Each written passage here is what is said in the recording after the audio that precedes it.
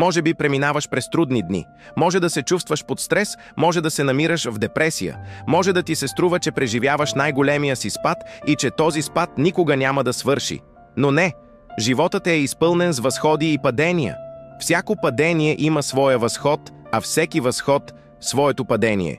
И това, както и всички предишни трудности, е временно. Ачуни Ладжала има една мисъл. В моя живот зад нещата, които изглеждат лоши, винаги са идвали добри неща. Затова, когато нещо изглежда лошо, го премислям 10 пъти и никога не се бунтувам срещу него. Не се обесърчавам, а казвам, не е било писано. След това Бог ми дава най-доброто. Точно така. Животът дава най-големите си подаръци след най-големите болки и страдания. Ако нямаше лоши дни, нямаше да можеш да оцениш добрите. Провалите са неизбежни, защото това е законът на живота. Успехът идва чрез опита, който получаваме след неуспехите. Ако си се провалил, това означава, че опитваш нещо. Ако изобщо не се опитваше, нямаше как да се провалиш. Ето защо трябва да разбереш, че си на прав път. Тези трудни дни са предвестник на по-добри. Не забравяй, за да има прекрасен изгрев, слънцето първо трябва да залезе, нали? Най-красивите песни имат най-тъжните истории, нали? Най-силните хора винаги са тези, които са преживели най-много болка, нали? Сега нека излезем малко от темата. Затвори очите си и си представи, че седя срещу теб. Слушай внимателно това, което ще ти кажа. Знам, че наистина искаш да видиш хубави дни.